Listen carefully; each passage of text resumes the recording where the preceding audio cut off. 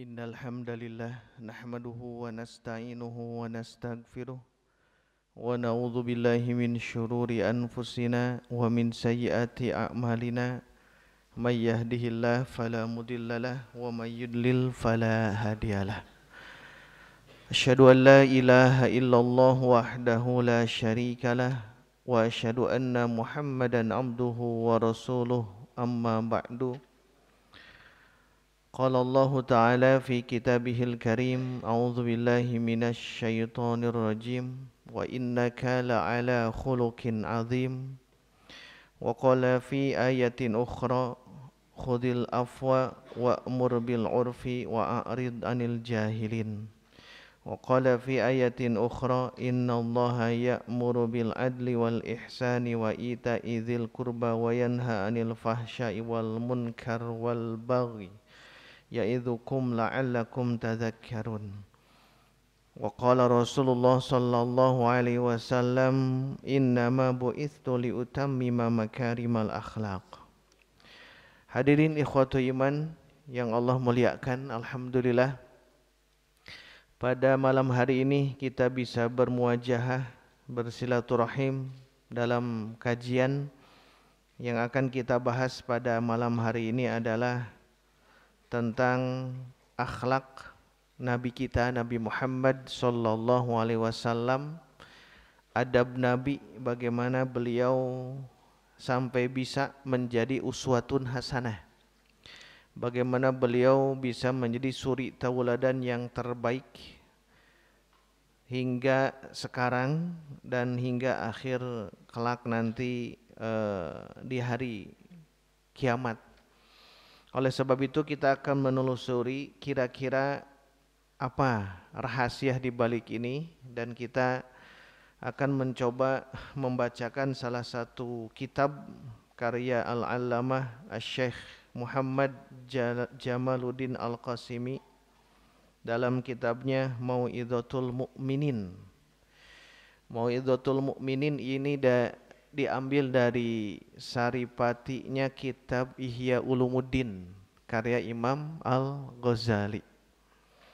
Dalam satu kitab ke-16 di kitab ini, yaitu kitab Adabun Nabawiyah wal Akhlaqul Muhammadiyah, adab Nabi dan akhlak Muhammad. Ada 2 poin yang akan kita bahas hari ini, 2 bab ya, mudah-mudahan bisa beres 2 bab. Bab yang pertama diberi judul Bayanu Ta'dibillah, penjelasan tentang Allah memberikan adab, etika, akhlak kepada Nabi Muhammad sallallahu alaihi wasallam. Itu yang pertama. Kemudian bab kedua Bayanu Jumalin, bagaimana menjelaskan sejumlah min mahasini akhlaqihi sallallahu alaihi wasallam, di antara akhlak-akhlak yang terbaik yang dimiliki oleh Nabi Muhammad sallallahu alaihi wasallam. Jadi yang pertama, bagaimana caranya Allah bisa memberikan ta'dib atau adab akhlak kepada Nabi. Itu yang pertama, caranya bagaimana, ini yang terpenting ini. Kemudian yang kedua adalah bagaimana contoh sosok Nabi bahwa beliau berakhlakul karimah. Nah, itu kita akan bahas dua poin ini dalam satu pertemuan insyaallah. Hadirin ikhwatu iman jamaah Baitur Rahman, di sini jelaskan bahwa Rasulullah sallallahu alaihi wasallam sering bermunajat, sering berdoa, sering memohon kepada Allah Subhanahu wa taala ayyuzayyinahu bimahasinil adab wa makarimil akhlak. Doa Nabi itu memohon kepada Allah agar dihiasi akhlak-akhlak yang terpuji, dihiasi agar menjadi akhlak yang mulia. Dan ini penting bagi kita sekalian. Bukan hanya ilmu, tapi adab yang harus dikedepankan. Babul adab qoblal ilmi, bab beradab dulu sebelum kita mengilmui. Kalau Imam Al-Bukhari babul ilmi qoblal qauli wal amal. Imam Al-Bukhari memberikan satu tarjamah bab bab berilmu dulu sebelum beramal. Tetapi sebelum berilmu sebaiknya kita munculkan dulu adab. Al-adab qoblal ilmi. Jadi kita belajar untuk beradab. Karena kalau kita punya adab, punya akhlak, insya Allah ilmu pun akan mengalir deras ke dalam jiwa kita. Kalau kita sudah punya ilmunya, kalau kita sudah punya adab. Tetapi seseorang akan sulit mendapatkan ilmu jika kita tidak punya beradab, kita tidak punya akhlak. Maka sangat penting untuk kita kaji gali ini semua. Apalagi kalau kita sebagai ahlul Quran, sebagai para pecinta Al-Quran. Karena ternyata kata kunci di sini. Hadirin ikhwatu iman, bahwa Nabi sering berdoa kepada Allah agar dihiasi dengan akhlak-akhlak yang terpuji. Dan itu terbukti ya. Di surah yang tadi kita bacakan Al-Qalam ayat 4, A'udzubillahi minasyaitonirrajim wa innaka la'ala khuluqin azim. Sesungguhnya engkau wahai Muhammad berada di atas akhlak yang agung, di atas. Di atas. Bukan lagi berakhlak yang agung, tapi di atas akhlak yang agung. Dan nanti kita akan buktikan ya bagaimana kehebatan beliau ketika kita membaca hadis, kita membaca sirah. Ternyata Masya Allah beliau berada dalam puncak-puncaknya akhlakul karimah. Makanya tidak aneh kenapa kita harus mencontoh beliau, mencontoh sosok Nabi. Itulah sebabnya kenapa kita dituntut untuk ittiba ke Nabi kalau kita betul-betul cinta kepada Allah. Qul in kuntum tuhibbunallah, kalau kalian cinta kepada Allah, fattabi'uni, ittiba, ikuti Nabi. Maka kita akan coba di sini, ternyata di antara doa Nabi kita, Nabi Muhammad sallallahu alaihi wasallam, yang sering beliau doakan adalah mohon kebaikan, perbaikan tentang akhlak. Di sini dijelaskan dalam hadisnya di antara doanya ya, Allahumma hassin khalqi wa khuluqi. Atau di hadis yang lain, Allahumma ahsanta khalqi fa ahsin khuluqi. Atau ibu yang sering bercermin, kumaha doa Bu?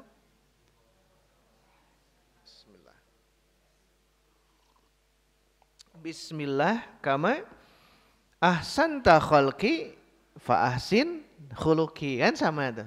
Ini sering Nabi berdoa. Kita pun hari ini waktu iman mesti belajar untuk berdoa ini. Kita bisa hidup di alam dunia ini kalau bisa berakhlakul karimah. Karena yang membedakan kita dengan binatang apa? Akal. Pembeda antara kita dengan hewan, pembeda kita dengan tumbuh-tumbuhan dan lain sebagainya adanya di akal. Makanya kenapa Nabi sering berdoa, Allahumma ahsanta khalqi fa ahsin khuluqi. Ya Allah, sebagaimana engkau baguskan fisikku, fisik ya, jasad dari ujung rambut sampai ujung kaki, dan itu sudah anugerah dari Allah. Yang baik, yang tidak baik, tapi semuanya laqad khalaqnal insan fi ahsani taqwim. Menurut orang buruk rupa, tapi menurut Allah belum tentu. Artinya apa? Kita sudah dibentuk oleh Allah dalam bentuk model seperti ini.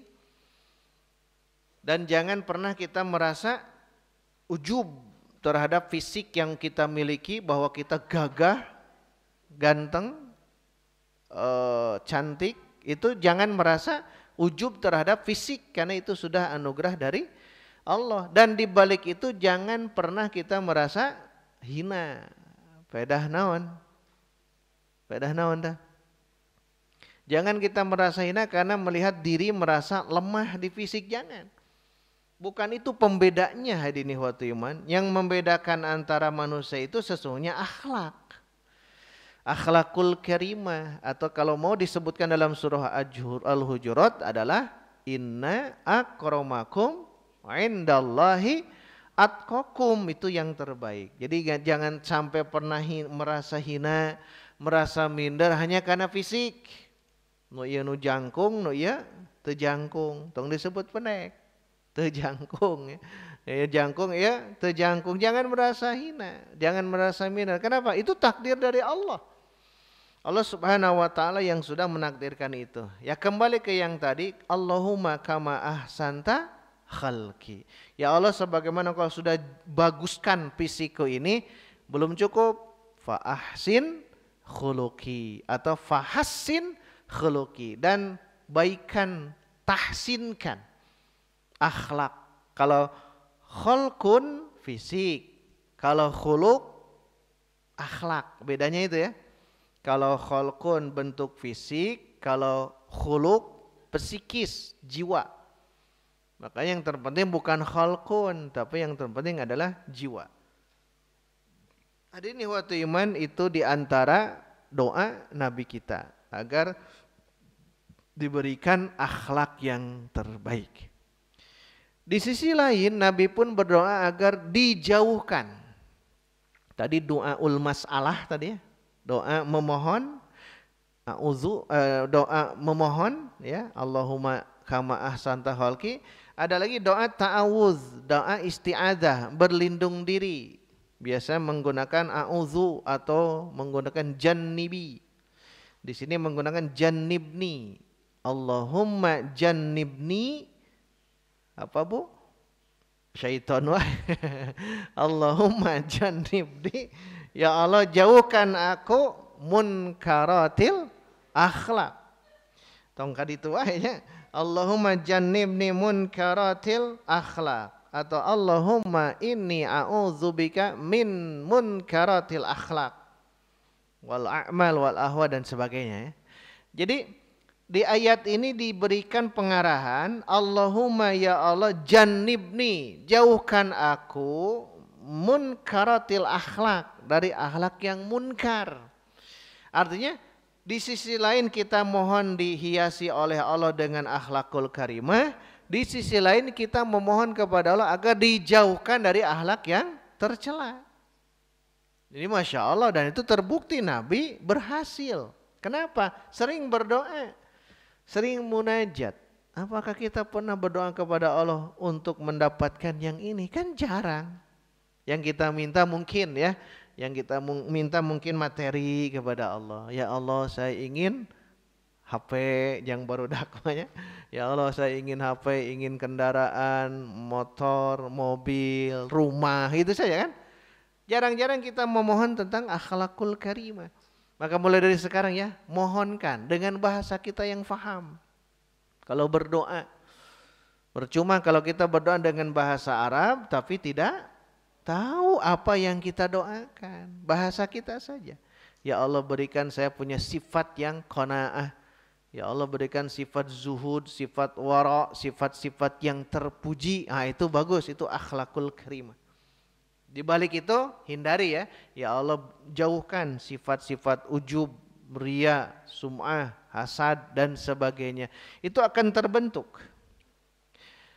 Hadirin ikhwati iman, ketika Nabi berdoa seperti tadi, ingin berhiaskan akhlakul karimah dan dijauhkan akhlakus sayyi'ah, apakah Allah mengijabahnya?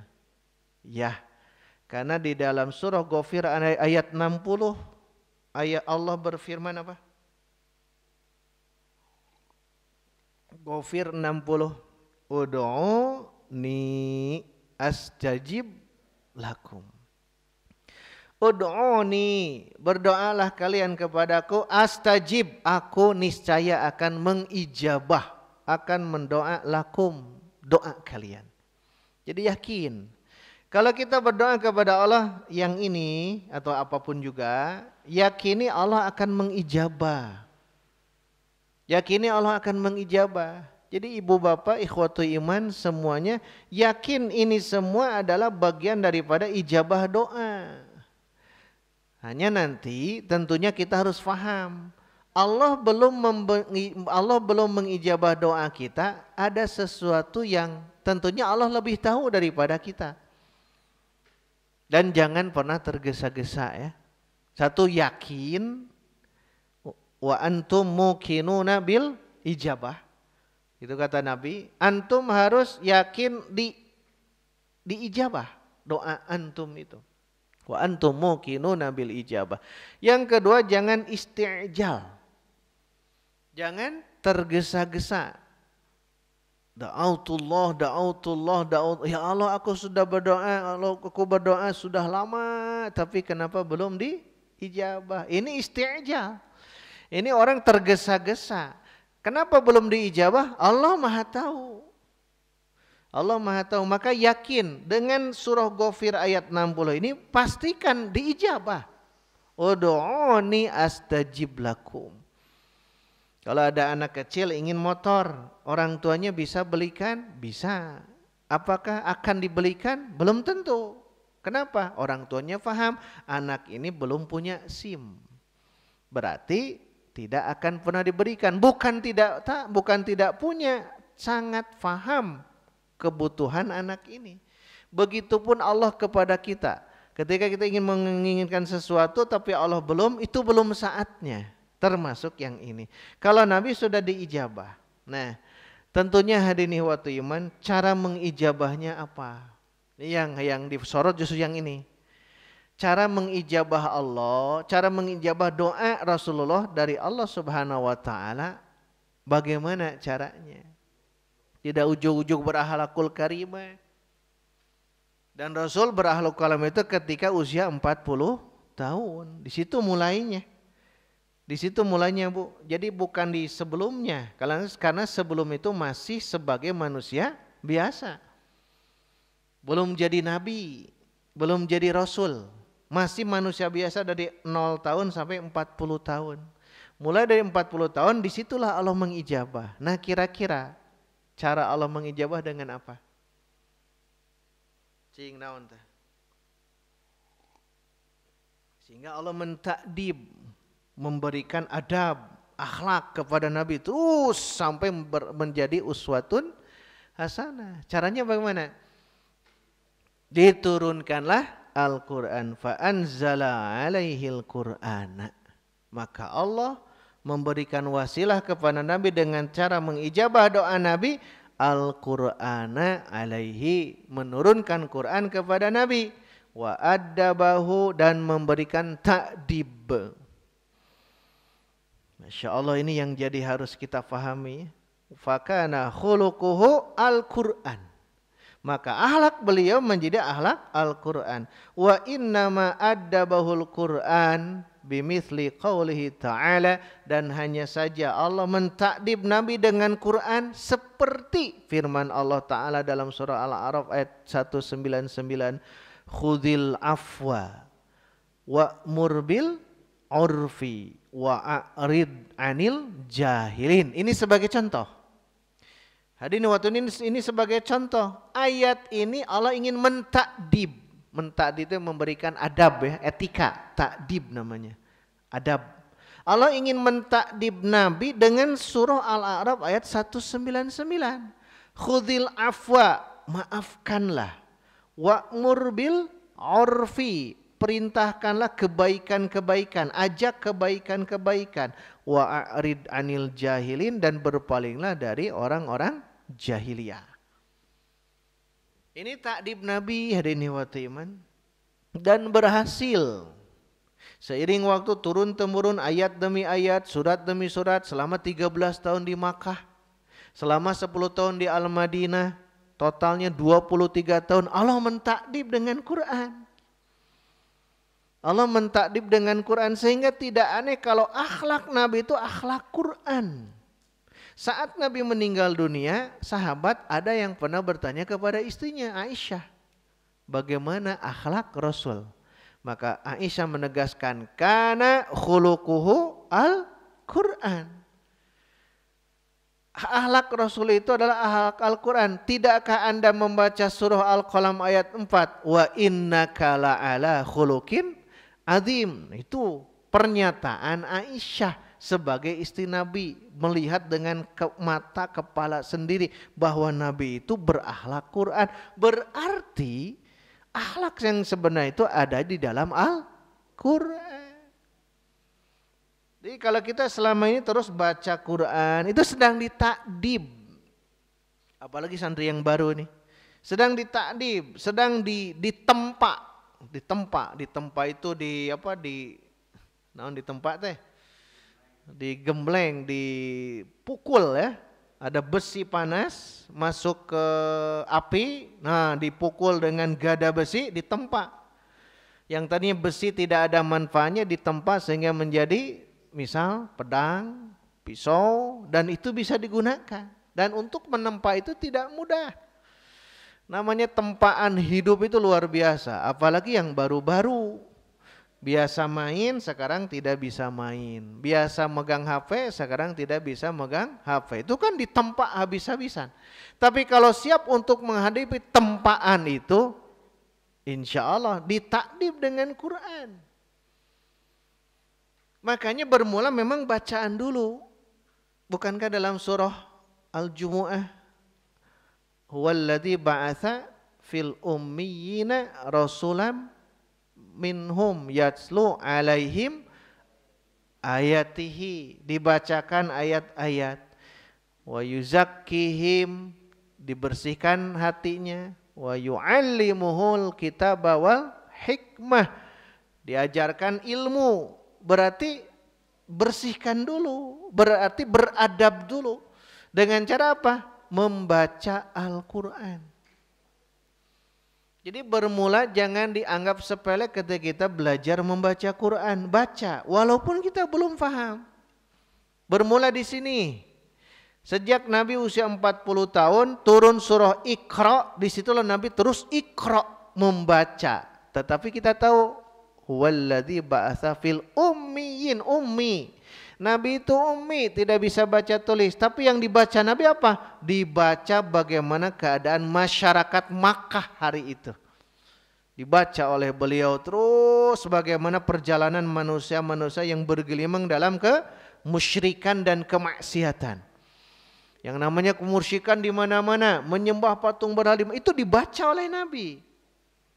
Dibaca oleh Nabi. Kemudian bagaimana keadaan masyarakat bergelimang dengan khomer, bergelimang dengan perjudian, perzinahan, pembunuhan anak perempuan, dibaca oleh Nabi. Kenapa? Karena ketika turun ayat itu takdib menjadi adab, menjadi pelajaran bagi Nabi.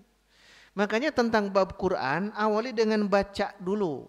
Baca seayat, 2 ayat, sesurat, 2 surat, 114 surat. Terus baca, hafal, terus, dan jangan berhenti. Jangan merasa Ustaz abdi teh sakit teh berapa tahun, 6 tahun di sini. Ya 6 tahun. Nabi itu berapa tahun? 23 tahun. Nabi 23 tahun, kita baru 6 tahun. Jangan merasa futur, ingat. Jangan pernah merasa lemah dalam ditempa dengan Al-Quran. Ingat, biar bagaimanapun kalau hidup kita ditempa dengan Quran, barokah. Barokah. Hidup kita dibimbing di tempat itu. Dibimbing, mau ke sini lihat Quran boleh tidak? Oh boleh, ke sana. Kita mau ke sini, ternyata Quran melarang, tidak boleh. Kita menjaga diri. Itu ditempa dengan Quran. Coba Pak Bu, kalau kita belajar begini, hidup itu akan berbeda dengan mereka yang tidak tolab ilmu atau mungkin yang kafir.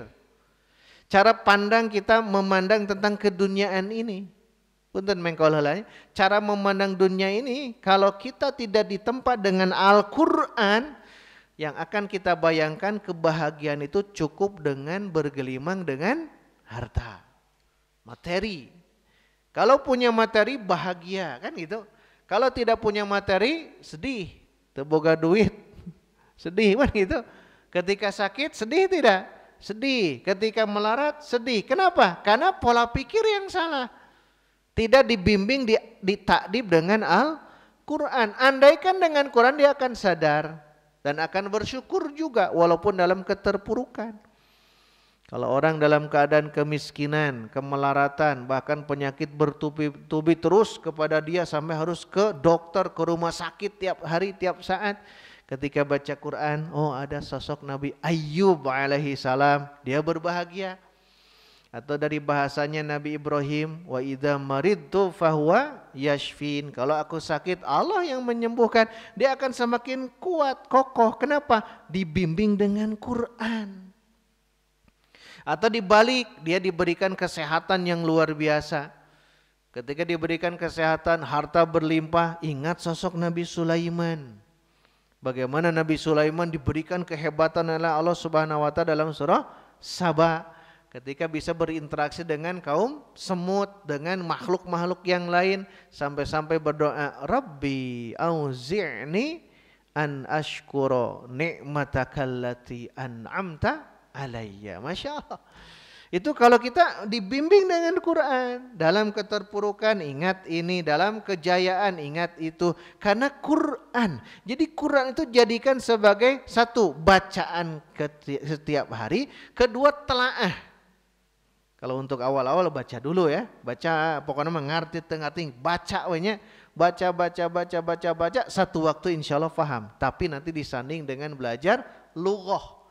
Belajar bahasa Arab nanti bagi para santri itu. Belajar nahu, belajar sorab untuk menyanding ini. Menyanding hafalan yang kita tidak faham artinya, kalau belajar bahasa Arab itu akan faham nantinya. Maka pentingnya, urgensi belajar bahasa Arab. Dan itu terus harus ditempa. Harus ditempa luar biasa. Karena apa? Karena kita ingin dibimbing dengan Al-Quran. Coba hadirin yang tadi saja surat Al-A'raf ayat 199. Ini dibuktikan oleh Nabi. Khudhil afwa, maafkan. Coba dalam Sirah Nabawiyah, sering kita jelaskan Sirah Nabawiyah. Ketika Nabi berdakwah di Makkah, banyak orang-orang yang petinggi-petinggi melarang atau menghalangi dakwah Nabi. Abu Jahal, kemudian Al-Akhnas, kemudian Abu Sufyan, kemudian Al-Walid bin Al-Mughirah dan lain sebagainya. Kemudian hijrah atau dakwah, bukan hijrah, dakwah ke Taif dilempari, bukan hanya oleh laki-laki, oleh perempuan, oleh anak dilempari. Tapi apa yang dilakukan oleh Nabi? Ini khudil afwa, maafkan. Cing mun aya ti urang gitu ya, urang dianiaya, dizolimi, lain dimaafkan, mau balad.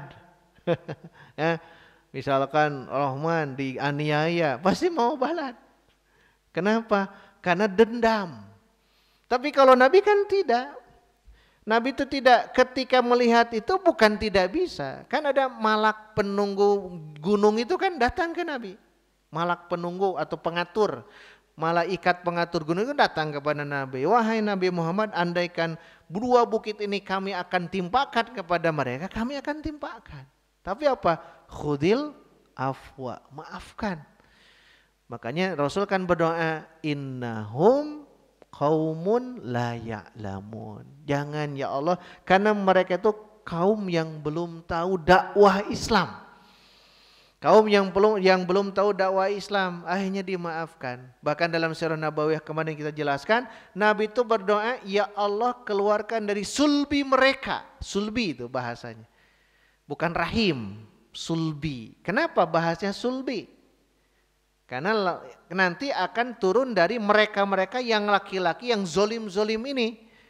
Lahirkan dari sulbi-sulbi mereka, walaupun mereka bermaksiat, bermusyrik, lahirkan generasi bertauhid, orang-orang muslim, orang-orang mukmin. Dan terbukti hadirin waktu iman, dari sulbinya Abu Jahal lahir Ikrimah. Dari sulbinya Al-Walid bin Al-Mughirah lahirlah Khalid bin Al-Walid. Dari siapa lagi? Abu Thalib lahirlah Ali bin Abi Thalib.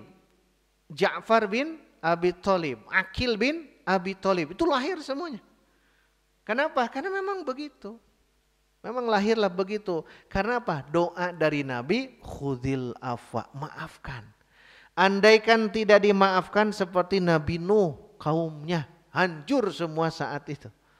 Tetapi Nabi mengamalkan ini. Makanya betul Allah menurunkan Quran untuk mengijabah doa Nabi agar Nabi berakhlakul karimah. Ada caranya. Jadi kalau hidup kita jauh daripada akhlakul karimah, punten kita tidak menelaah Al-Quran. Tidak menelaah Al-Quran. Memang kita jauh lah, masih jauh ya. kita ingin meneladani Nabi memang sangat jauh, sangat sulit untuk kita masuk ke situ. Nanti kalau bahas bab 2, kalaulah keburu ya, kalau bahas bab 2, Masya Allah luar biasa beratnya. Saya bacakan bab yang 2 sedikit. Wa kana askhon nasi. Keberadaan beliau itu sakhawah. Sakhaw itu dermawan. Askhon nas, orang yang sangat dermawan. Sebagai gambaran ya, gambaran. Kata beliau, wa kana, dan keadaan beliau itu askhon nasi, orang yang sangat dermawan. Buktinya apa? La yabitu indahu dinarun wala dirhamun. Di malam itu tidak pernah disimpan 1 dinar, apalagi 1 dirham. Menunjukkan apa? Nabi itu tidak banyak menyimpan harta. Nabi itu tidak banyak menyimpan harta. Justru kita itu alladzi jama'a malau wa addadah. Nauzubillah. Kita itu justru banyak mengumpul-ngumpul, dihitung-hitung harta kita, tidak mau dikeluarkan. Sedangkan Nabi disebutkan la yabitu indahu dinarun wala dirham. Jangankan 1 dinar, 1 dirham pun tidak akan disimpan di rumahnya. Wa in faddala syai'un wa lam yajid man yu'tihi wa faja'atul laili lam ya'wi ila manzilahu hatta yatabarra'a minhu ila man yahtaju ilaih. Kalaulah ada sedikit saja di rumah sesuatu yang harus diberikan, dia tidak bisa tidur, keluar menuju siapapun yang membutuhkan benda itu. Itu Nabi. Yang itu efek daripada sifat zuhud Nabi. Sifat zuhud Nabi. Zuhud itu naon tah? Apa zuhud teh? Apa maksud itu? Meninggalkan sesuatu ini untuk kehidupan akhirat. Ini tidak terlalu baik, ini tidak lebih baik daripada akhirat. Itu disebut zuhud. Ini tidak lebih baik daripada akhirat. Jadi dikeakhiratkan semuanya, itu zuhud. Inilah sifat Nabi, dan kita merasa ya malu kalau kita membaca tentang hal ini. Nabi itu tidak meninggalkan sesuatu. Bahkan itu kan dibuktikan ketika setelah sholat, kalau tidak salah ini ya. Salam-salam, tidak wiridan, langsung keluar. Bahkan pundak-pundak sahabat dilerai kan. Dilerai. Sampai Nabi gura-giru gitu. Sampai ke rumahnya mengeluarkan sesuatu dan dibagikan. Kenapa? Ingat dalam qalbunya ada sesuatu hak orang lain untuk diberikan kepada yang lain. Perhatikan itu sosok Nabi. Terus satu waktu Nabi ketika berjalan melihat ada 1 kurma. Marron nabiyyu fi tariqin, Nabi melewat satu jalan, dan di situ ada sebutir kurma. Laula an akhafu, andaikan aku tidak takut itu adalah sedekah, aku akan makan. Nah, ini waro kalau ini ya. Kalau tadi zuhud, yang ini waro. Andaikan aku tidak takut itu adalah zakat, pasti aku makan. Berarti apa prinsip Nabi? Mubadzir. Ya, sedang lewat jalan, ada sebutir kurma. Ingat, sebutir kurma di tengah jalan. Nabi mendapatkan itu. Andaikan, kata beliau, andaikan aku tidak takut ini adalah sedekah, zakat, aku pasti makan. Karena bagi Nabi menerima zakat itu haram. Bagi Nabi menerima zakat itu haram.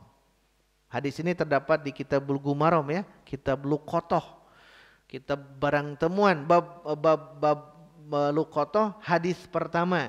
Jadi Nabi kenapa tidak mau mengambilnya? Dikhawatirkan adalah zakat. Sebutir kurma itu adalah zakat, maka tidak mau mengambilnya. Padahal mubazir. Itu Rasul, itu sifat wara. Sifat warok Nabi seperti itu. Dan di sini ada semuanya. Dan ini semua ditakdib dengan Al-Quran. Jadi Masya Allah, belajar dari sekarang ya. Kehidupan kita apapun yang kita lalui, baik itu baik menurut kita, buruk menurut kita, maka coba cerminkan diri terhadap Quran. Karena tidak pernah kita akan berada dalam stagnan, konstan, tidak mungkin ya. Kita fluktuatif, naik turun. Naik turun. Satu waktu kita sehat, tapi ingat pasti diuji dengan sakit. Satu waktu kita terpuruk dalam kemiskinan, tapi satu waktu itu akan diberikan kemegahan hidup. Dan itu semua harus kembali kepada Quran. Dan di awal sampai akhir harus dijadikan wasilah untuk ibadah. Dan inilah buktinya.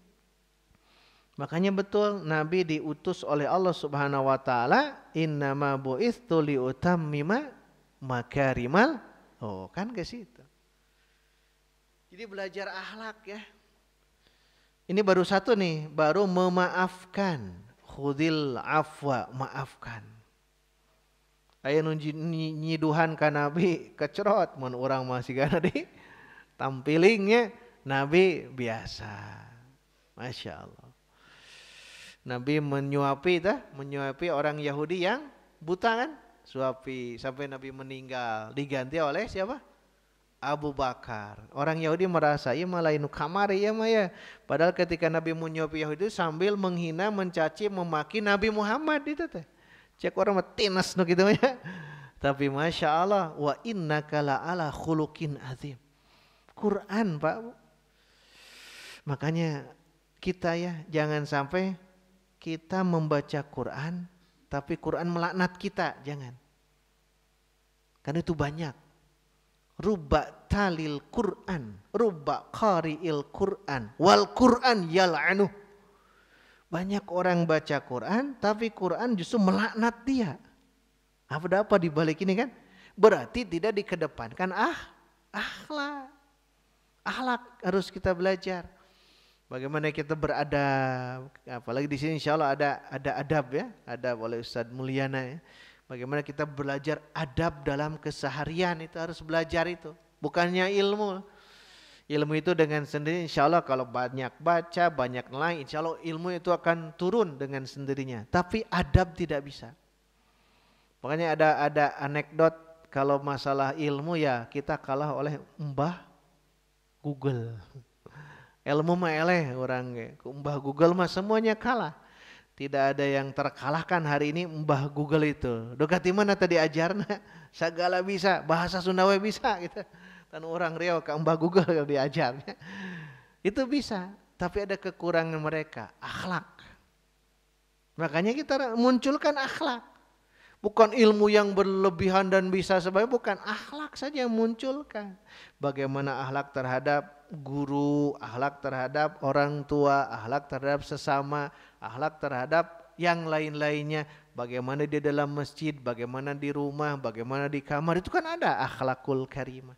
Nah itu nanti belajar itu ya. Itu baru al-afu.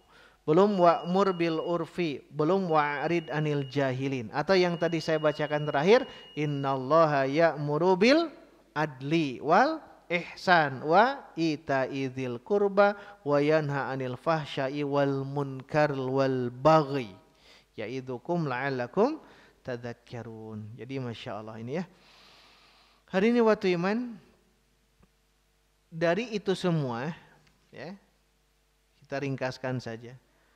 Nabi itu ternyata dalam pergaulan itu sempurna dan berhasil. Baik sesama sahabat atau dengan orang kafir, berhasil. Sesama sahabat sudah dibuktikan bagaimana generasi-generasi sahabat.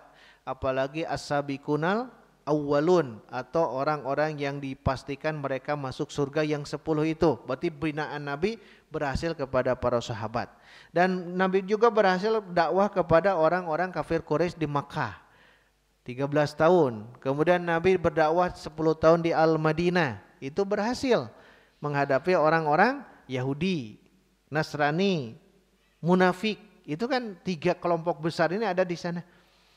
Makanya Nabi itu berhasil semua dalam menghadapi seluruh aspek kehidupan. Dan disitulah bagaimana pergaulan Nabi itu berhasil. Dan ternyata beliau itu kebiasaannya ya, selain daripada beliau ibadah mahdhah, sholatnya, sholat itu Nabi itu tepat waktu.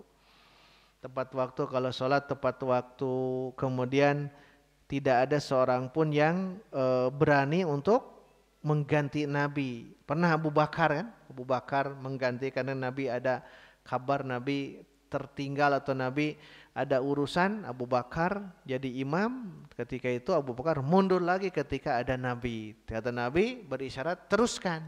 Tapi Abu Bakar merasa malu tetap bertahan. Nah, maka Nabi jadi imam kembali. Kemudian banyak kisah-kisah yang inspiratif dalam bagaimana kehidupan Nabi. Dan ternyata kata kuncinya yang harus kita pahami adalah Nabi itu memang dari segi ibadahnya kuat.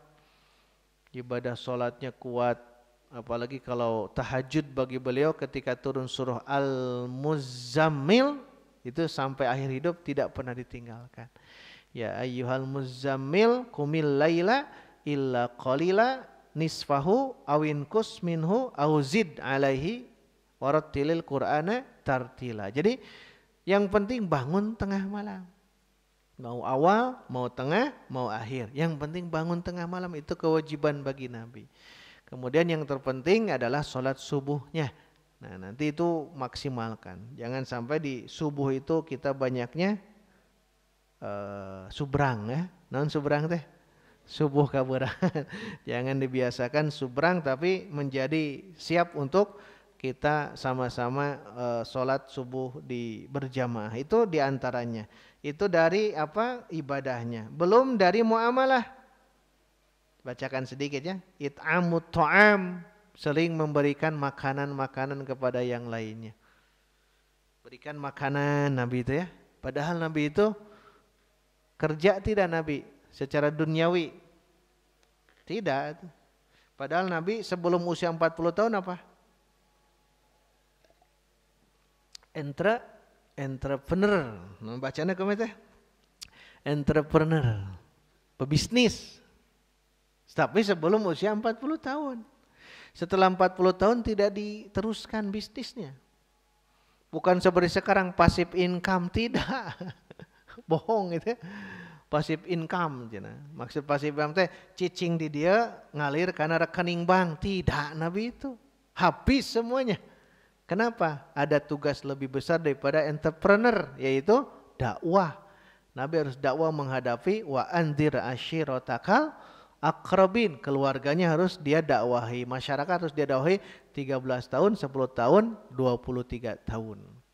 Makanya di sini jelaskan Nabi itu seperti itu, sering memberikan makanan, ifsya'us salam, sebarkan salam, menjenguk orang yang sakit, mengantar jenazah dan lain sebagainya. Masya Allah, ini penuh dalam lika-liku kehidupan beliau. Dan itulah yang harus kita pahami, bahwa ternyata cara Allah menggembleng, menempa, membina Nabi dengan bimbingan Al-Quran. Berbahagialah ibu bapak kita sekalian, ikhwatu iman sekalian, ketika kita terus berinteraksi dengan Quran, berbahagia. Karena ini bagian daripada cara Allah ya. Cara Allah mempertemukan kita. Jangan pernah bosan untuk tolab ilmu. Jangan pernah bosan untuk menjemput ilmu agama yang benar. Kita kaji Quran, kita kaji hadis, kita kaji sirah. Untuk apa? Untuk kita ditempa dengan ini. Karena kehidupan kita itu mau tidak mau akan diuji oleh Allah Subhanahu wa taala. Wala nabluwannakum hatta na'lamal mujahidina minkum was-sabirin. Kita akan diuji oleh Allah sampai sejauh mana kita menjadi orang-orang sabar. Makanya kata kuncinya dekatlah dengan Quran. Bermula dari membaca, menelaah, mengamalkan Quran. Demikian hadirin waktu iman pada kajian jimat malam hari ini.